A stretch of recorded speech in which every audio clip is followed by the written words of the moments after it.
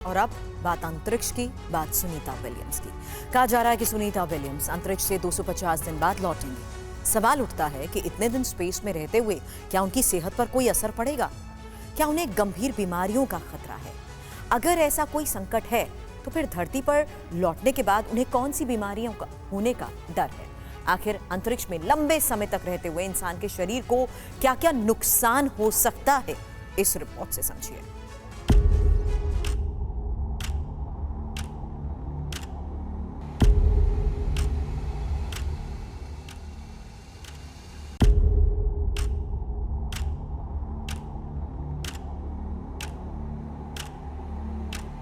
5 जून 2024 वो तारीख जब भारतीय मूल की अंतरिक्ष यात्री सुनीता विलियम्स और अमेरिकी एस्ट्रोनॉट बैरी विल्मोर को अंतरिक्ष में भेजा गया।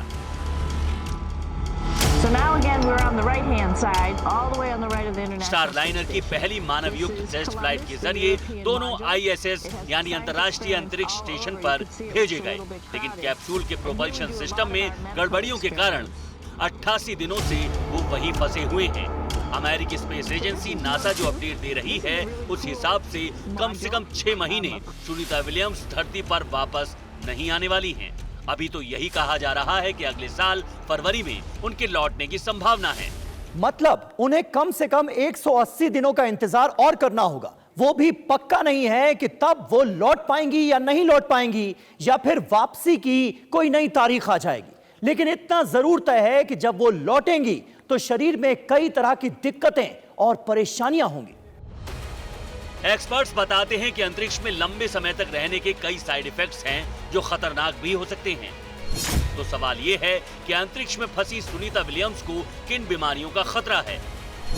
क्या उनकी हड्डियां और आंखें कमजोर हो जाएंगी? क्या भविष्य में सुनीता विलियम्स को कैंसर का भी डर है? ये वो सवाल हैं जो आपके मन में उठ रहे होंगे। वापसी की मौजूदा डेडलाइन के हिसाब से भी अगर वो लौटी तो अंतरिक्ष में उनके लगभग 250 दिन या उससे ज्यादा हो जाएंगे। लंबे समय तक अंतरिक्ष में रहने को लेकर इससे पहले किए गए अध्ययन से भी यह साबित हुआ है कि शरीर पर विपरीत असर पड़ता है।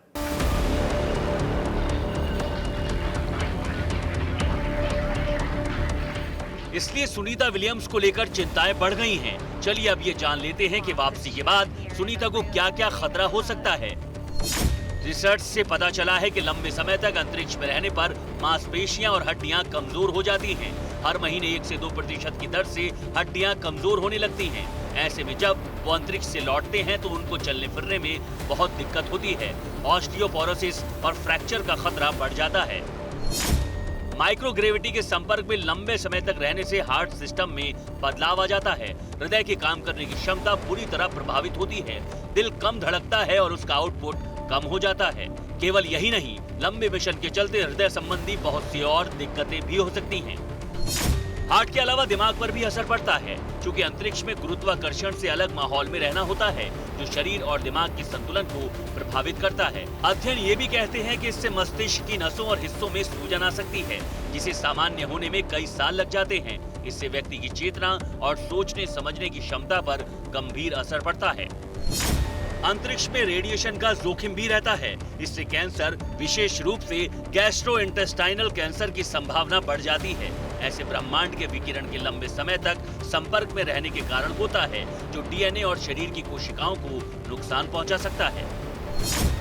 अंतरिक्ष में रहने से पाचन क्षमता पर भी असर पड़ता है। अंतरिक्ष में कुछ भी खाना और उसे पचाना धरती के सामान्य जीवन से एकदम अलग होता है। इससे पाचन तंत्र और आंत की संरचना में असर पड़ता है। शारीरिक के अलावा इंसान मनोवैज्ञानिक स्तर पर भी कमजोर होने लगता है। अलगाव और एक छोटे समूह में रहने से तनाव, चिंता और अवसाद जैसी स्थितियों का सामना करना पड़ सकता है। नींद गायब हो जाती है।